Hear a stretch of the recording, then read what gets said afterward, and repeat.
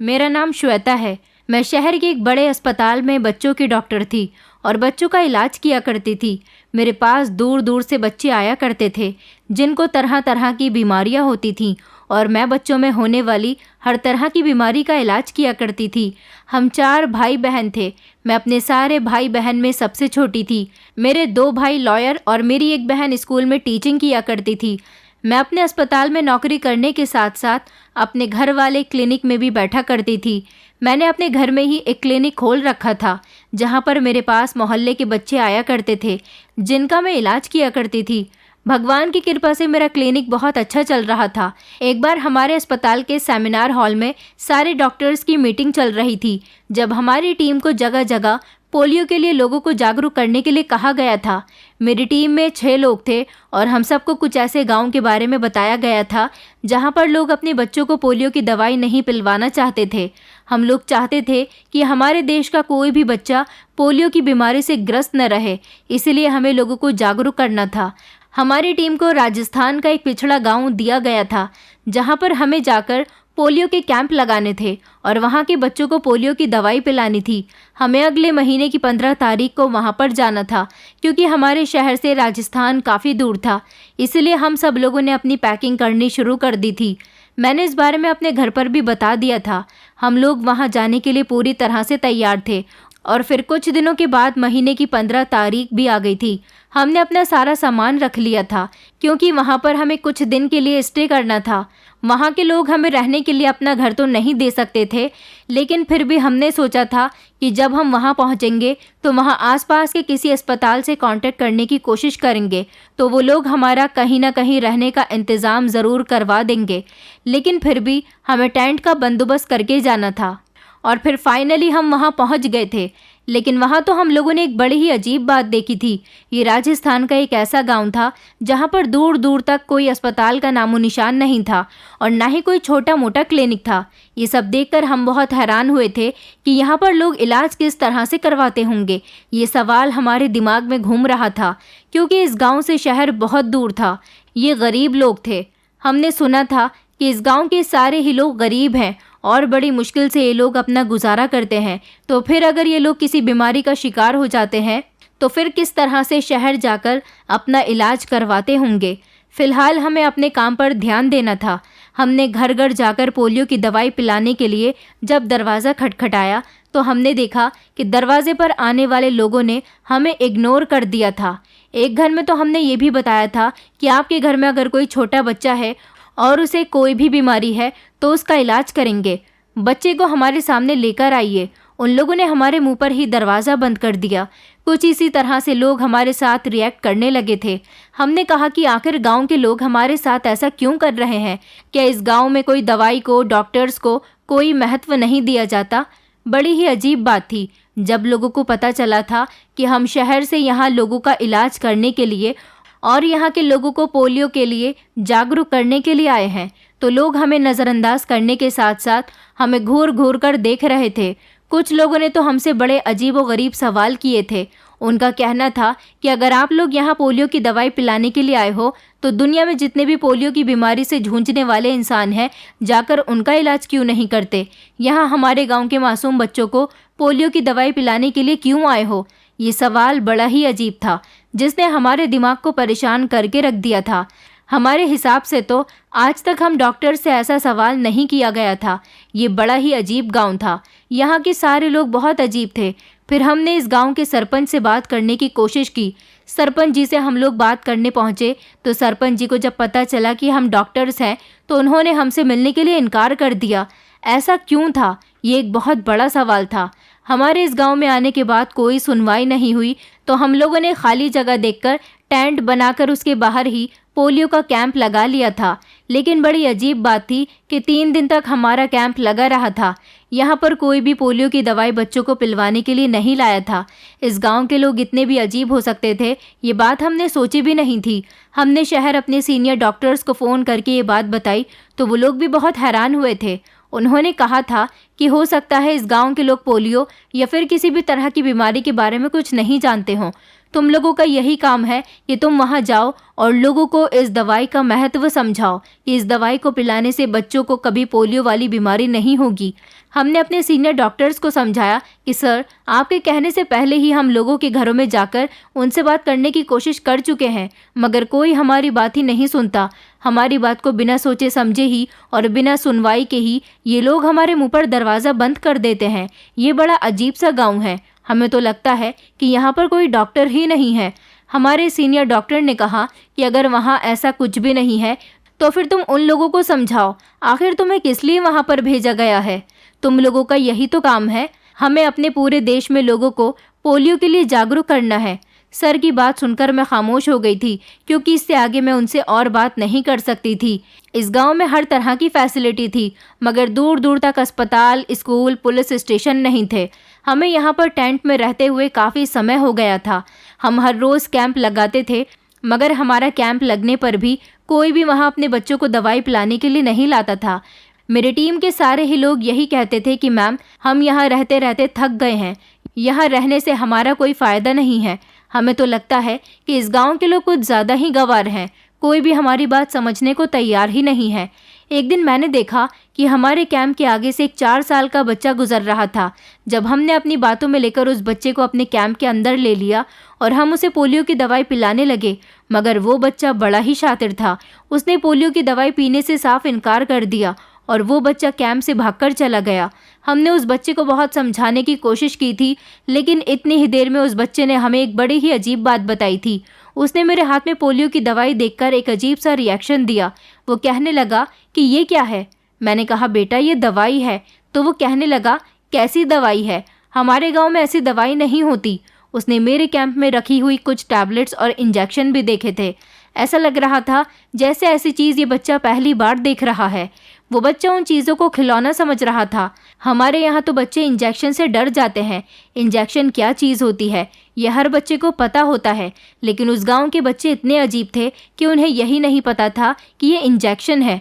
क्योंकि हमारे यहाँ बच्चे अगर कुछ गलत करते हैं तो हम उन्हें कभी कभी इंजेक्शन लगाने की बात कहकर उन्हें डरा देते हैं, लेकिन ये बच्चा तो इंजेक्शन देखकर भी नहीं डरा था, बल्कि वो तो इंजेक्शन को खिलौना समझ रहा था। क्या इस गांव के लोग ऐसे थे कि यहाँ पर बच्चों को दवाइयाँ, इंजेक्शन, इन चीज़ों के बारे में कुछ भी पता नहीं था, या फिर ऐसा था कि इस गांव में दूर दूर तक भी कोई बीमार नहीं हुआ था। ये भी एक सोचने वाली बात थी। न इस गांव में कोई डॉक्टर था और न ही इस गांव में दवाइयाँ और इंजेक्शन के बारे में लोगों को कुछ पता था। इस गांव के लोगों की सोच कैसी थी, अब हमें ये देखना था। मैंने अपनी टीम से कह दिया था कि हमें लोगों के घर घर जाकर उन्हें अपना इंट्रोडक्शन देना होगा, क्योंकि ये लोग हमें जानते नहीं हैं। हाँ, गांव के कुछ लोग इतना जान गए हैं कि हम डॉक्टर्स हैं, मगर कुछ लोग ऐसे हैं जो घर से बाहर भी नहीं निकलते। हमने देखा था कि इस गांव की ज़्यादातर औरतें घर से बाहर नहीं निकलती थीं। ज़्यादातर हमने मर्दों को ही बाहर इधर उधर टहलते हुए देखा था। मैं अपनी टीम को लेकर निकल गई थी और हम सब लोग पूरे गांव में इधर उधर फैल गए थे। मैंने जैसे ही पहले घर का दरवाज़ा बजाया तो दरवाजे पर एक औरत आई थी। मैंने उससे उनके घर में जाने की परमिशन ली तो उन्होंने मुझे घर के अंदर आने से मना कर दिया। और एक अजीब बात ये थी कि वो मुझे ऊपर से लेकर नीचे तक देख रही थी। वो मुझे इस तरह इसीलिए देख रही थी क्योंकि मैंने शहरियों जैसे कपड़े पहने हुए थे। उसने मुझे अंदर ही नहीं आने दिया। मैं इन लोगों से बहुत परेशान हो चुकी थी, क्योंकि कोई भी मेरी बात सुने बिना ही मुझे ना तो घर के अंदर आने देता था और दरवाजे को भी मेरे मुंह पर ही बंद कर दिया करते थे। ऐसा मेरे साथ ही नहीं बल्कि मेरी पूरी टीम के साथ हो रहा था। क्या औरतों को भी औरतों के सामने आने की इस गांव में परमिशन नहीं थी? फिर मैं दूसरे घर में गई तो वहाँ पर एक मर्द बाहर आया था। उसने मुझसे कहा कि बोलो मैडम, क्या बात है, क्यों आई हो यहाँ पर? आप तो वही हो ना जो शहर से डॉक्टर आई हुई है? मैंने कहा, जी, कम से कम आपने मुझसे बात तो की। तो वो कहने लगा कि बताओ आपको हमसे क्या काम है। मैंने कहा, हमारी टीम यहाँ पर सब लोगों को पोलियो के बारे में जागरूक करने के लिए आई है, मगर गांव का कोई भी इंसान हमें सीरियस नहीं ले रहा कि आपके घर में कोई छोटा बच्चा है, हम उसे दवाई पिलाना चाहते हैं।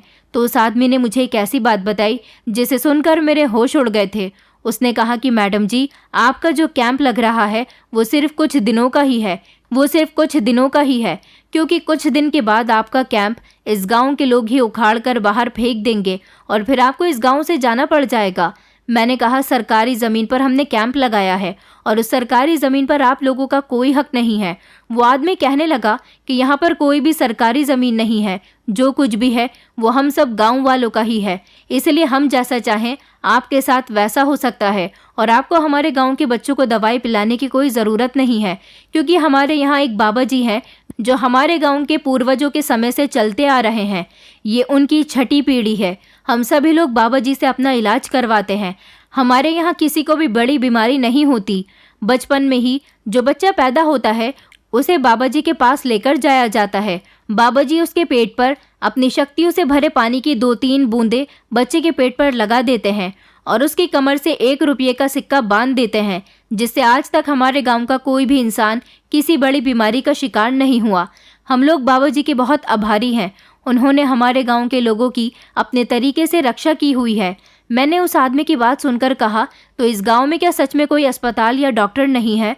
वो कहने लगे कि हम लोगों का तो कभी कभी शहर जाकर काम पड़ जाता है, तो हम लोग शहर के डॉक्टर और अस्पताल को देख लेते हैं, वरना आपको यहाँ पर हर इंसान पहचानेगा भी नहीं, क्योंकि यहाँ पर आज तक कोई अस्पताल नहीं खुला, तो फिर डॉक्टर कहाँ से आएंगे? इसलिए यहाँ के लोग अंग्रेजी दवाइयों के बारे में कुछ भी नहीं जानते। हमें तो बाबा जी ही दवाई देते हैं और हम लोग उन्हीं की दवाई से ठीक हो जाते हैं। हमें कहीं और जाने की ज़रूरत ही नहीं। मैं तो इस आदमी की बात सुनकर ही दंग रह गई थी कि यहाँ के लोग कितने अंधविश्वास के साथ अपनी ज़िंदगी गुजार रहे थे। इसका मतलब ये था कि इतनी डिग्रियाँ लेने के बाद भी हम जैसे डॉक्टर बेवकूफ़ हैं और ये लोग एक ऐसे बाबा पर यकीन करते हैं जो 1 रुपये का सिक्का अगर बच्चे की कमर पर चिपका दे तो इस गाँव का कोई भी इंसान बीमारी का शिकार नहीं होता। मैंने उस आदमी को बहुत समझाने की कोशिश की थी, मगर वो मुझसे झगड़ने लगा। मुझे तो उस आदमी पर बहुत गुस्सा आया था, क्योंकि उसे औरतों से बात करने की तमीज़ ही नहीं थी। ऐसा गांव और गांव के ऐसे लोग मैंने अपनी ज़िंदगी में पहली बार देखे थे। लगभग 2 घंटे पूरे गांव में इधर से उधर घूमने के बाद हम लोग थकार कर अपने टेंट में वापस आ गए थे और फिर आपस में मीटिंग करने लगे थे कि इस गाँव के लोगों को क्या हो गया है। कोई भी हमारी बात सुनने को तैयार ही नहीं है। मेरे साथ ही साथ मेरी टीम के बाकी लोगों को भी ये बात पता चल गई थी कि इस गांव का कोई जाना माना बाबा है जिसने लोगों को अपने इशारों पर नचाया हुआ है, जो इनका इलाज न जाने किस तरीके से करता है। मैंने सोचा था कि मुझे इस बाबा से ज़रूर मिलना है। मैं देखना चाहती हूँ कि आखिर ये बाबा ऐसा भी कौन सा इलाज करता है कि सारे गांव के लोग इसके दीवाने हो चुके हैं और उनको डॉक्टर के इलाज की ज़रूरत ही नहीं पड़ती। अभी हम इस तरह की बातें कर ही रहे थे कि हमें अचानक शोर की आवाज़ आने लगी। जैसे ही हम लोगों ने बाहर निकलकर देखा तो बाहर बहुत सारे लोग खड़े हुए थे। हम सब लोग एक दूसरे की शक्ल देखने लगे और मैंने उनसे सवाल किया कि आखिर आप लोगों को क्या परेशानी है, यहाँ पर आपने भीड़ क्यों इकट्ठा की है।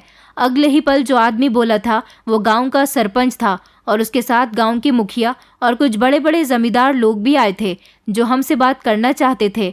उन्होंने कहा कि आप शहर से आई हुई डॉक्टर हो, हमें आपके बारे में पता चल गया है, मगर आप हमारे गांव में अपनी डॉक्टरी नहीं फैला सकती, आप सबको यहाँ से जाना होगा। मैंने कहा, आप लोग मेरी बात समझने की कोशिश ही नहीं कर रहे।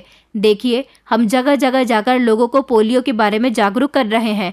हम इसी गांव में नहीं बल्कि हमारे जैसे ही काफ़ी सारे डॉक्टर्स बाकी और भी गांव में गए हैं और वहां जाकर उन्होंने कैंप लगाया है। मैं चाहती हूं कि प्लीज़ आप लोग भी हमारे कैंप को वैल्यू दें और जितना हो सके उतना हमारे कैंप का फ़ायदा उठाएं। आप लोगों को मुफ्त इलाज मिलेगा। आप में से किसी को भी कोई बीमारी है या आपके यहाँ किसी बच्चे को कोई बीमारी है तो आप लोग बेझिझक हमें दिखा सकते हैं। हम आपको फ्री इलाज की पूरी सुविधा देंगे। मेरी बात सुनकर वो लोग कहने लगे कि खामोश हो जाओ लड़की, हमें तुम्हारी ये बकवास नहीं सुननी। अभी और इसी समय हमारे गांव से चली जाओ, वरना हम तुम्हारे टेंट को उखाड़ कर फेंक देंगे। मैंने कहा, अरे आप लोग हमें यहाँ से ऐसे कैसे निकाल सकते हैं? हम लोग डॉक्टर्स हैं और आप हमारे साथ किसी तरह की कोई बदतमीज़ी नहीं कर सकते। अगर आप में से किसी ने भी हमें तंग करने की कोशिश की तो हम आपके खिलाफ पुलिस में रिपोर्ट दर्ज कराएंगे। उन्होंने कहा, ये हमारा गांव है, ना तो यहाँ पर कोई कानून चलता है और ना ही सरकार। इस गांव के फैसले हमारे सरपंच जी करते हैं, वो ही हमारी सरकार है और वो ही हमारे कानून है।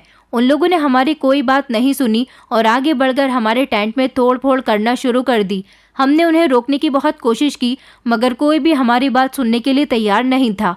उन लोगों ने कहा कि अभी तो सिर्फ तुम्हारा सामान फेंका है, लेकिन आगे हम तुम सब लोगों को यहाँ से उठाकर बाहर फेंक सकते हैं, इसीलिए हमारे गांव में हमारा इलाज करने की कोशिश मत करना।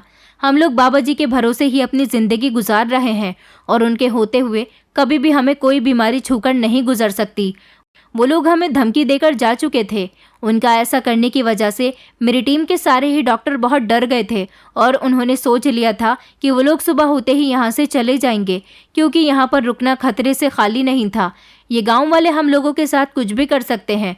उन लोगों ने मुझसे कहा कि मैम, हम सुबह ही यहाँ से निकल जाएंगे, हमारे लिए यहाँ पर रुकना सही नहीं है। मैंने कहा, तुम लोग ये कैसी बातें कर रहे हो? क्या तुम लोग बेवकूफ़ हो गए हो? हम पढ़े लिखे लोग हैं, हम लोग ये बात अच्छी तरह से जानते हैं कि इस गांव में मनगढ़ंत रीति रिवाजों को ज़्यादा माना जाता है, तो इसीलिए हमें इन लोगों को सीधे रास्ते पर चलाना होगा।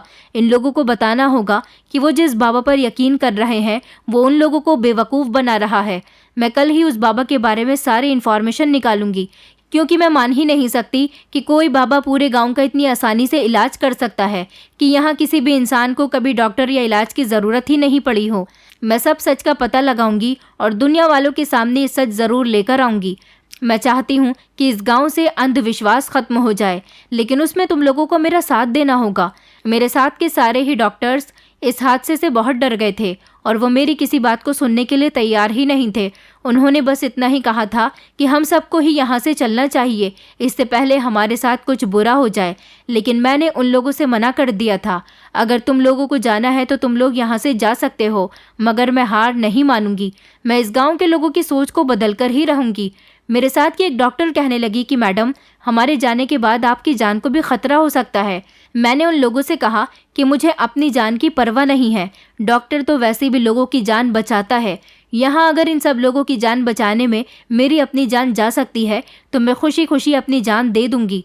मुझे सबने समझाने की बहुत कोशिश की थी, लेकिन मैंने किसी की भी बात नहीं मानी थी और फिर अगले दिन वो लोग सुबह होने से पहले ही इस गांव से जा चुके थे। गांव वालों ने मेरे टेंट को तोड़ दिया था और हमारे सारे सामान को भी फेंक दिया था।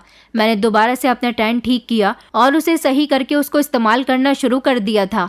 मेरा जितना भी सामान था उसको भी मैंने टेंट के अंदर रख लिया था। सुबह के समय जब गांव के लोगों ने फिर से देखा कि मैं अभी तक यहीं पर टिकी हुई हूँ, तो गांव के लोग फिर से मेरे पास आए थे और कहने लगे कि लगता है तुम्हारे साथ के सारे ही लोग यहाँ से चले गए, मगर तुम अभी तक नहीं गई।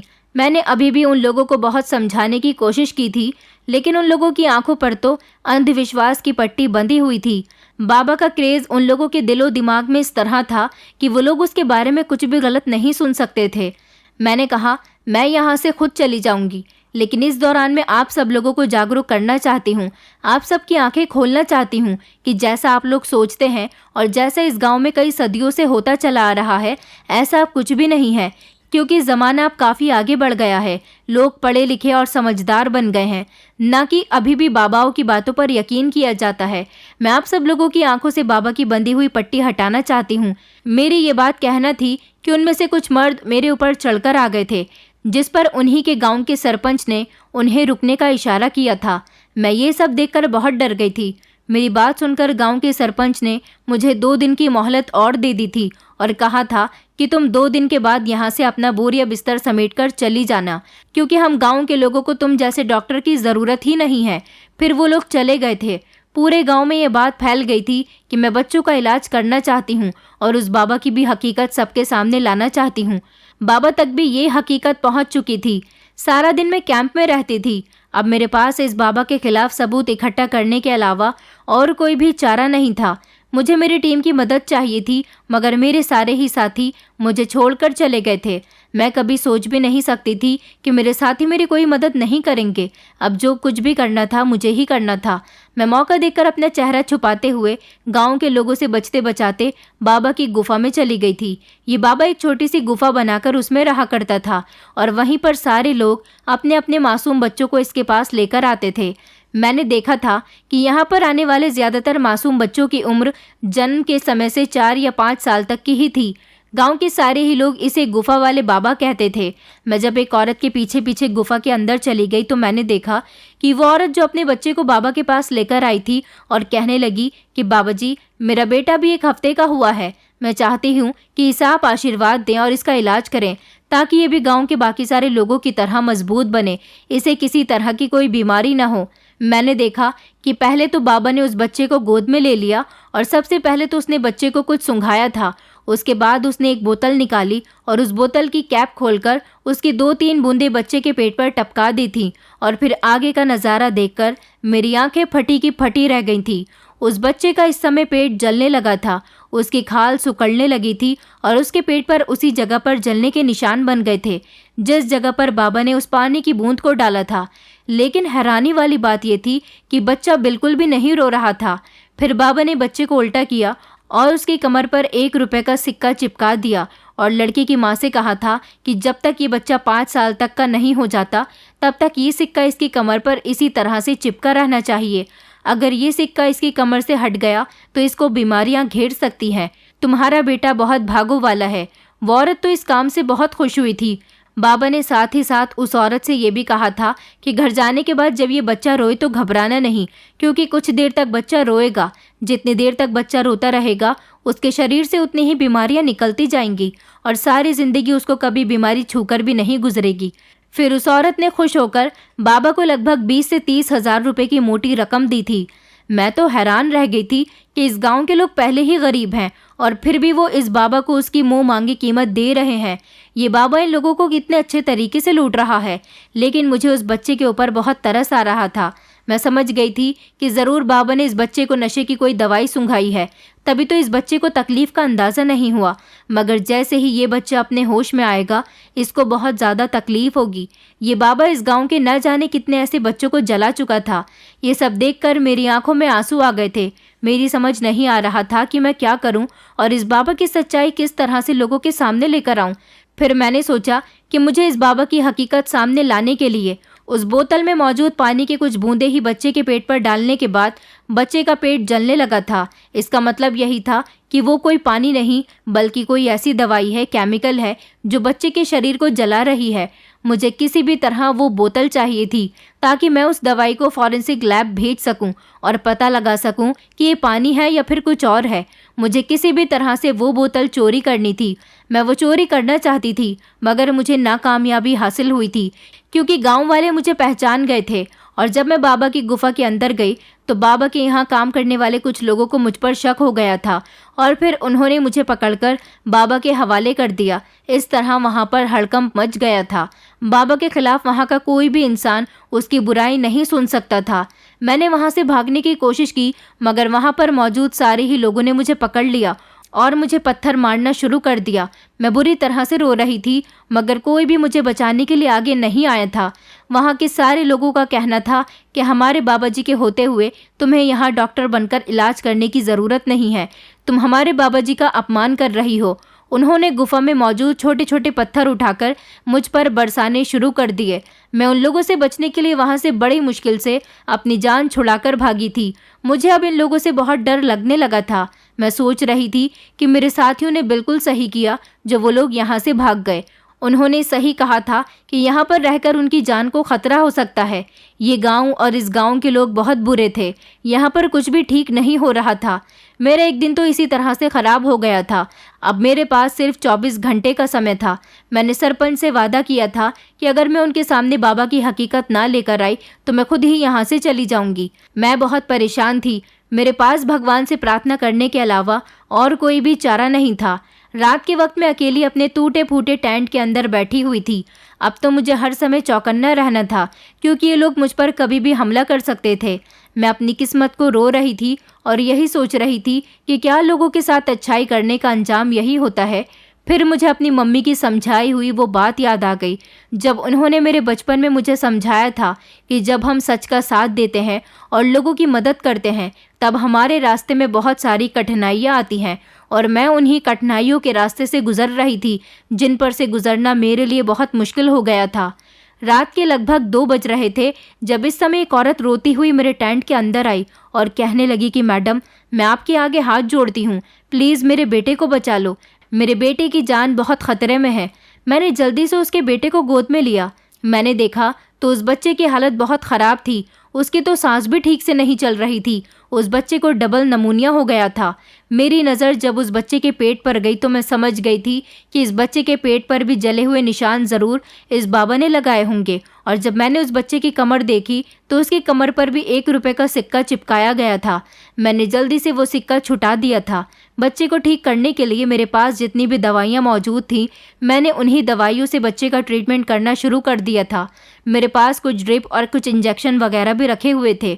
मुझसे जितना हो सकता था मैं इस बच्चे को बचाने की पूरी कोशिश कर रही थी। ये बच्चा पूरी तरह से बेहोश था और इसकी माँ मेरे आगे हाथ जोड़कर बार बार रो रही थी और यही कह रही थी कि मैं इसे जब बाबा जी के पास लेकर गई थी तो बाबा जी ने कहा था कि ये बच्चा ठीक हो जाएगा, मगर कुछ समय बाद बाबा जी ने कह दिया कि अब ये ठीक नहीं हो सकता, इसकी मृत्यु का समय निश्चित हो गया। जबकि मैंने अपने बेटे को जन्म के समय बाबा जी के पास इसके पेट पर उनका शक्तिशाली जल लगवाने भी ले गई थी और इसकी कमर पर भी अभी तक सिक्का चिपका हुआ है। बाबा जी ने तो कहा था कि सारी जिंदगी मेरे बेटे को कभी कोई बीमारी नहीं लगेगी, तो अब मेरे बेटे की हालत इतनी खराब क्यों हो गई है? आप ही कुछ करो मैडम, मेरे बेटे को ठीक करना आपके हाथ में है। बाबा जी मुझसे अब तक बहुत सारे पैसे वसूल चुके हैं और अब वो कहते हैं कि मेरा बेटा सिर्फ 24 घंटे का मेहमान है। मैं आपके पास बड़ी उम्मीद से आई हूँ मैडम, मैं अपने बेटे को नहीं खोना चाहती। मैडम जी, मेरी समझ नहीं आ रहा कि मैं क्या करूँ, मुझे कोई और रास्ता नज़र नहीं आया। मुझे पता चला कि आप शहर से डॉक्टर आई हुई हो और ये गांव वाले आपको निकालने वाले हैं। मैंने अपने पति से कहा कि हमें इस डॉक्टर के पास जाकर उनसे अपने बेटे का इलाज करवाना चाहिए। हो सकता है कि वो डॉक्टर मेरे बेटे का इलाज कर दें और मेरा बेटा बिल्कुल ठीक हो जाए, मगर मेरे पति ने मुझे सख्ती से आपके पास जाने से मना कर दिया। मेरे पति का कहना है कि तुम जानती हो कि गांव में कोई भी उस डॉक्टर से इलाज नहीं करवाएगा। हमारे गांव में तो कभी डॉक्टर से इलाज करवाया ही नहीं गया। मैं अपने पति से बहुत जिद बहस कर रही थी। मेरे पति ने कह दिया था कि अगर मेरा बेटा मरता है तो मर जाए, मगर मैं बाबा जी के अलावा उसका किसी और से इलाज नहीं करवाऊंगा। इस गांव का कोई भी इंसान अगर बाबा जी के खिलाफ जाता है तो उसका बहुत बुरा अंजाम होता है। मैडम, मैं अपने पति से छुपकर अपने बेटे को आपके पास लेकर आई हूँ। मुझे बड़ी उम्मीद है कि आप मेरे बेटे को बिल्कुल ठीक कर दोगी। मैंने कहा कि आप परेशान न हो, मुझसे आपके बेटे के लिए जितना हो सकेगा मैं करूँगी। मैंने उस बच्चे का इलाज करना शुरू कर दिया था। अभी थोड़ी ही देर गुजरी थी कि टैंट के बाहर से शोर की आवाज़ आने लगी। मैंने इस बच्चे को दवाइयाँ देनी शुरू कर दी थी, जबकि बच्चे को इंजेक्शन भी दे दिए गए थे क्योंकि बच्चे को डबल नमूनिया था। मैं इतनी टैलेंटेड डॉक्टर थी, इतना तो जानती थी कि बच्चे को कौन सी बीमारी है। इस बच्चे की सांस भी ठीक से नहीं चल रही थी, जबकि ये आंखें बंद किया हुआ अधमरी हालत में पड़ा हुआ था। मुझसे वो औरत कहने लगी कि मैडम आप यहीं रुको, मैं बाहर जाकर देखती हूँ। वो औरत बाहर चली गई। बाहर से बहुत शोर की आवाज़ आ रही थी। मैं समझ गई थी कि गांव वाले फिर से यहाँ मुझे भगाने के लिए आ गए, मगर मुझे जैसे तैसे करके इस बच्चे की जान बचानी थी। लेकिन बाहर के सारे ही लोग मुझे आवाज़ें लगा रहे थे, कह रहे थे कि बाहर निकलो, तुमने हमारे बाबा जी के खिलाफ जानने की कोशिश कैसे की? तुम कैसे इस बच्चे का इलाज कर सकती हो? मैं बाहर निकल कर गई और देखा कि उस औरत का पति ही बाबा और वहाँ पर मौजूद गांव के बड़े बड़े सारे लोगों को लेकर आया था। मैंने कहा उस बच्चे को एक बहुत बड़ी बीमारी है, उसको डबल नमूनिया हो चुका है और उसके पेट में भी कई तरह की बीमारियां हैं। मैं आप लोगों को यकीन दिलाती हूँ कि मैं इस बच्चे को ठीक कर दूंगी। लेकिन गांव के लोग कहने लगे कि तुम हमारे गांव के रिवाजों के खिलाफ जा रही हो। इस गांव में बाबा जी की पुरानी पीढ़ी है, हम सबका इलाज वही करती आ रही है। तुम्हारा कोई हक नहीं बनता कि तुम हमारे गाँव के लोगों की बिना इजाज़त उनका इलाज करना शुरू कर दो। मैंने कहा मैंने इस बच्चे को इसके घर से नहीं उठाया, बल्कि इसकी माँ खुद इसे मेरे पास लेकर आई है और मैं इस बच्चे को ठीक करके रहूंगी। तो बाबा कहने लगा कि मैं तुम्हें गारंटी के साथ कहता हूँ कि ये बच्चा 24 घंटे से ज़्यादा नहीं बच सकता, इसकी मौत होने वाली है। मैंने कहा अगर आपको इस बच्चे की मौत के बारे में पता है तो फिर आपने जन्म के समय इस बच्चे का पेट अपने उस शक्तिशाली पानी से क्यों जलाया था? मैंने तो सुना है कि आप बच्चों के पेट पर जब अपना वो शक्तिशाली पानी लगाते हो तो वो बच्चा सारी जिंदगी किसी बीमारी का शिकार ही नहीं होता, और इस बच्चे के साथ भी आपने कुछ ऐसा ही किया। तो फिर ये बच्चा अब बीमार क्यों पड़ गया? इसे बीमारी क्यों हो गई? बाबा कहने लगा इस बच्चे को कोई बीमारी नहीं है, इसकी मृत्यु का समय आ गया है। मैंने कहा कि कितने सालों से तुम इस गांव के लोगों को बेवकूफ़ बना रहे हो। ये लोग अनपढ़ लोग हैं, इसलिए तुम्हारी बातों में आसानी से आ जाते हैं, मगर अब ऐसा नहीं होगा। मैं इस बच्चे की जान बचाकर रहूंगी। जिंदगी और मौत तो भगवान के हाथ में है। तुम्हें इस धरती पर भगवान बनने की कोई ज़रूरत नहीं है। ये तो इस गांव वालों के अंधविश्वास की वजह है जो तुम अभी तक यहाँ सही सलामत खड़े हुए हो। अगर तुमने ऐसी हरकत हमारे शहर में की होती तो वहाँ पर ना तो कोई तुमसे बेवकूफ़ बनता और उससे पहले ही तुम्हें जेल भिजवा दिया जाता। मेरी इतनी ही बात कहनी थी कि गांव के सारे लोग भड़क उठे और मुझे मारने के लिए वो लोग मेरे करीब आने लगे। उन लोगों ने मुझ पर पत्थर बरसाने शुरू कर दिए। तभी वो औरत मेरे आगे आकर खड़ी हो गई और मेरे बदले के पत्थर खुद खाने लगी। उसके पति ने सब लोगों को रोकने की कोशिश की। जब पत्थर बरसने बंद हो गए तो वो औरत कहने लगी कि मुझे मैडम जी पर पूरा भरोसा है। बाबा जी, आपके कहने के मुताबिक मेरे बेटे की मृत्यु 24 घंटे में हो जाएगी। मैं चाहती हूँ कि 24 घंटे तक हम लोग देख लेते हैं कि मेरा बच्चा ठीक होता है या नहीं। अगर डॉक्टर ने मेरे बेटे को ठीक कर दिया तो फिर मैं इस डॉक्टर का सारी जिंदगी एहसान नहीं चुका सकूंगी, और अगर मेरे बेटे की मृत्यु हो गई तो फिर मैं सब्र कर लूंगी कि मेरे बेटे की मौत हो गई है, मगर उससे पहले मुझे अपने बेटे को बचाने की सारी कोशिशें करनी होंगी। बाबा कहने लगा कि तुम मेरी बात लिख कर रख लो। आज तक मैंने जो कहा है वो बात सच हुई है। तुम्हारे बेटे की मौत का समय आ गया और अब वो ज्यादा समय तक जिंदा नहीं रहेगा। उस औरत का पति अपनी पत्नी को डांटने लगा और कहने लगा कि चुप हो जाओ बेवकूफ़ औरत, तुम क्यों बाबा जी के खिलाफ जा रही हो? जाओ और अंदर से जाकर हमारा बेटा लेकर आओ। इस डॉक्टर ने तुम्हें भी अपने जैसा ही कर दिया। मैंने उन लोगों के आगे हाथ जोड़े और सरपंच जी से कहा कि सरपंच जी, एक बार मेरी बात को सुन लीजिए। इस गांव के सारे ही लोग इतने गरीब हैं। आप लोग इस बाबा की बातों में आकर न जाने इसको अब तक कितना पैसा दे चुके हैं। मैं इस बच्चे का इलाज करके ही दिखाऊंगी। मुझे उम्मीद है कि ये बच्चा बच जाएगा। कोशिश करने वालों की कभी हार नहीं होती। मैं उसे दवाइयाँ चढ़ा रही हूँ, उसमें बेहतरी ज़रूर आएगी। सरपंच जी ने कहा कि देखो, हम औरतों पर हाथ नहीं उठाते और ना ही उन पर जुल्म करते हैं। हमारे यहाँ की औरतें घर से बाहर नहीं निकलती। हम तुम्हारे आगे हाथ जोड़ते हैं कि हमारे गांव की मान मर्यादाओं का उल्लंघन मत करो। इस आदमी का बेटा इसे लाकर दे दो और तुम खामोशी से यहाँ से चली जाओ, क्योंकि हमारे गांव में हमारी मान मर्यादाओं का उल्लंघन करने वाले की बहुत कड़ी सज़ा है। पुराने समय में जब कोई हमारे गांव की मान मर्यादाओं के खिलाफ जाता था तो उसको आधी रात के समय बीच जंगल में पेड़ से बांध दिया जाता था। उसके बाद बारी बारी जंगल के जितने भी जानवर होते थे उसको नोच डालते थे। हम नहीं चाहते कि हम तुम्हारा ऐसा ही हश्र करें। तुम एक औरत हो, शहर से आई हुई हो, पढ़ी लिखी हो, हम तुम्हारी इज्जत करते हैं। अगर अपनी जान की सलामती चाहती हो तो उस बच्चे को हमें दे दो और 1 घंटे के अंदर अंदर अपना सामान लेकर यहाँ से चली जाओ। हम इससे ज़्यादा तुम्हारे लिए कुछ भी नहीं कर सकते। यहाँ पर तुम्हारी बात कोई नहीं सुनेगा। हमें हमारे हिसाब से जीने दो। हम शहर के लोगों के जैसा नहीं बनना चाहते। सरपंच की बात सुनकर मेरे पास कोई जवाब ही नहीं था जो मैं उनको दे सकती, और मेरे पास कोई दूसरा रास्ता भी नहीं था।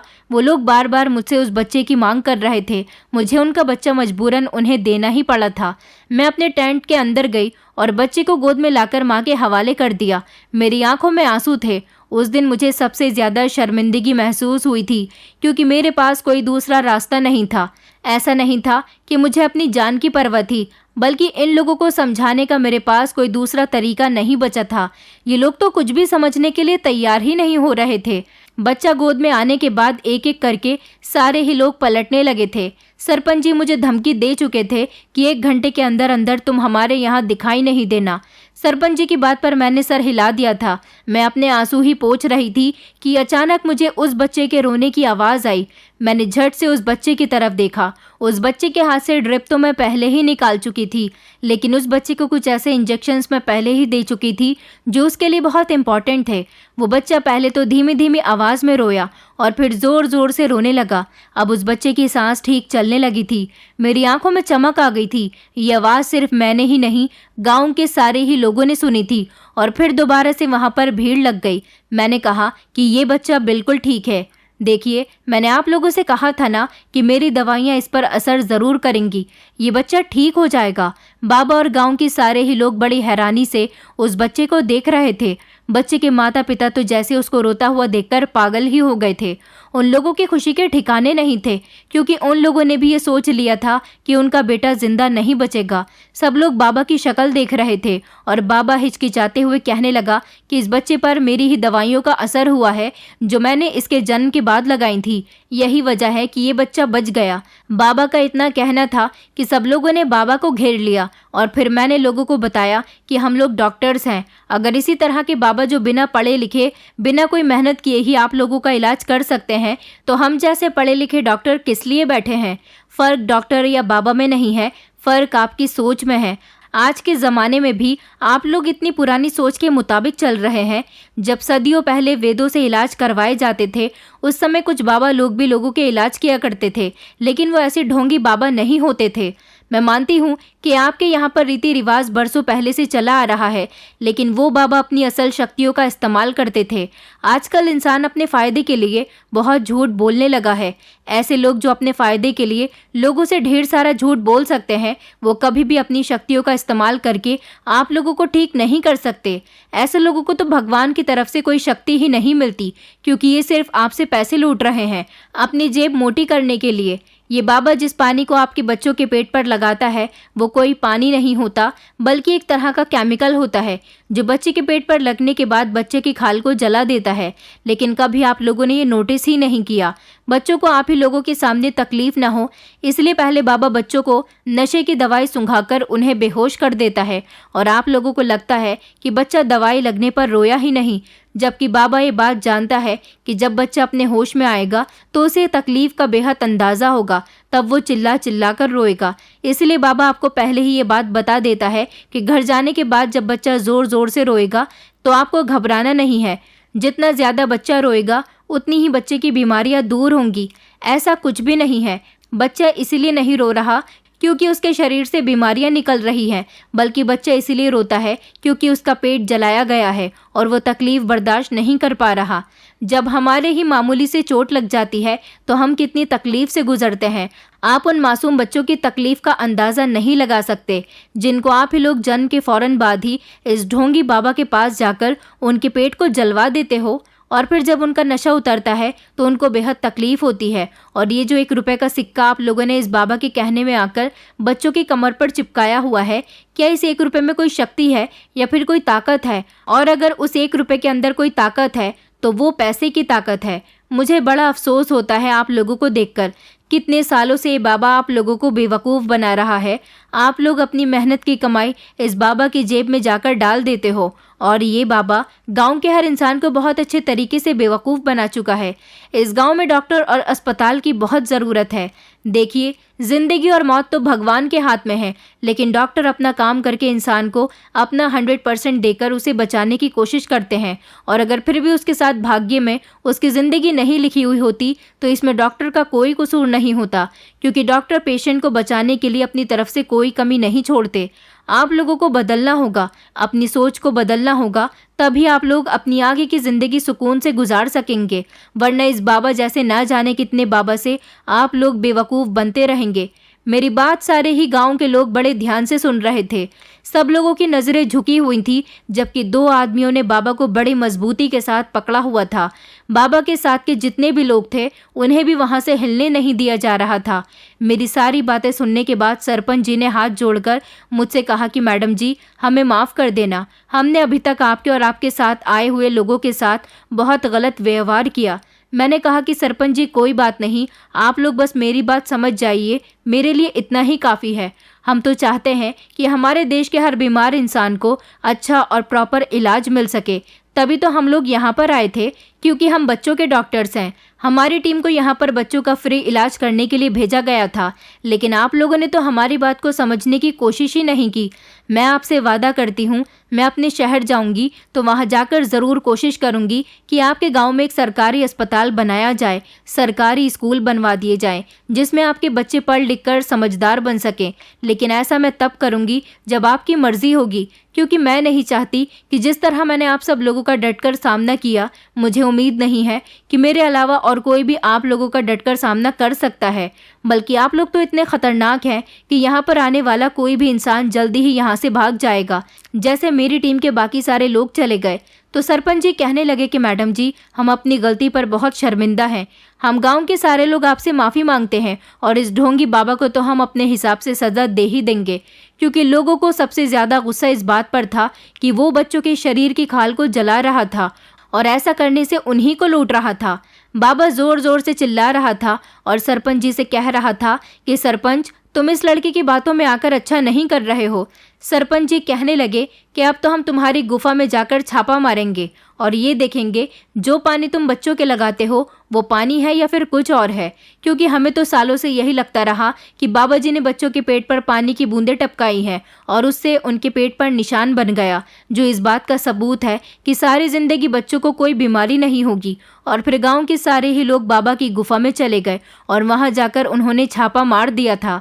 बाबा की गुफा से ढेर सारे पैसे, वहीं केमिकल और कुछ ऐसी दवाइयां मिली थी जो शहर से मंगवाई गई थी, जिनको बच्चों को सुंघाकर बेहोश किया जाता था, और कुछ ऐसी दवाइयां थीं जिससे बच्चों की थोड़ी बहुत बीमारी दूर हो जाती थी, जैसे नज़ला, खांसी, जुकाम, बुखार। ये दवाइयां इस बाबा की बनाई हुई नहीं बल्कि शहर की ही दवाइयां थीं, जो ये बाबा अपने यहाँ पुड़िया बनाकर लोगों को दिया करता था, ताकि लोगों को लगे कि ये दवाई बाबा के हाथ की बनी हुई है। सच्चाई सामने आने के बाद गांव वालों का इस बाबा पर से भरोसा उठ गया था और उन लोगों ने बाबा की खूब धुलाई की थी और सभी लोगों ने मुझसे वादा किया था कि वो अपने गांव से अंधविश्वास को खत्म कर देंगे और जितना हो सकेगा आत्मनिर्भर बनेंगे। ये सब होने के बाद गांव के लोगों ने मेरी बहुत इज्जत की थी और मेरी बहुत खातिरदारी की थी। मैंने उस बच्चे का भी इलाज किया था और फिर वो बच्चा कुछ समय बाद पूरी तरह से ठीक हो गया था। सरपंच जी ने मुझे अपनी हवेली में ठहरने के लिए कहा था। सरपंच जी के परिवार वालों ने मेरा बहुत ख्याल रखा था और फिर इस तरह मुझे इज्जत के साथ शहर भिजवाया गया। जब मैं शहर गई और शहर जाने के बाद मैंने अपनी टीम को और अपने सारे सीनियर डॉक्टर्स को ये सब कुछ बताया तो वो लोग दंग रह गए थे। उनको लगता ही नहीं था कि गांव के लोगों में इस हद तक भी अंधविश्वास फैला हुआ हो सकता है।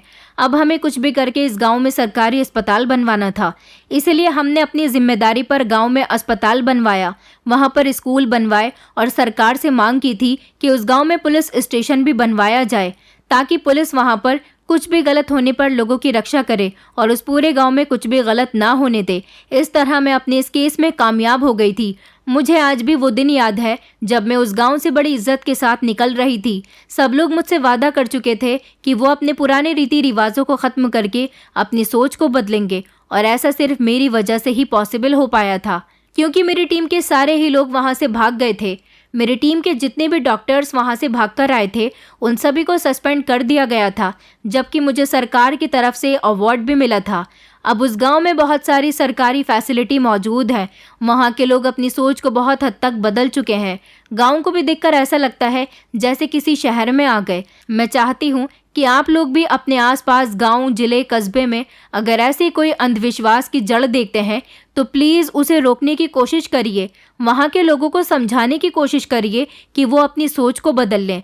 मैं आज भी उस गांव में जाती हूँ और वहाँ पर कैंप लगाकर बच्चों का ट्रीटमेंट करती हूँ। बाबा के दौर से अब के दौर में देखा गया कि वहाँ पर बच्चों में काफ़ी हद तक बीमारियाँ कम पाई गईं, जिससे उन लोगों को 100% यकीन हो गया कि बाबा सच में उन लोगों को बेवकूफ़ बना रहा था और मैं उन लोगों के फ़ायदे की बात कर रही थी। दोस्तों, उम्मीद करती हूँ आपको हमारी कहानी पसंद आई होगी। कहानी पसंद आई है तो वीडियो को लाइक करें, चैनल पर नए हैं तो चैनल को सब्सक्राइब करें और हाँ, नोटिफिकेशन बेल को ज़रूर दबाएं ताकि अगली अपडेट सबसे पहले आपको मिले।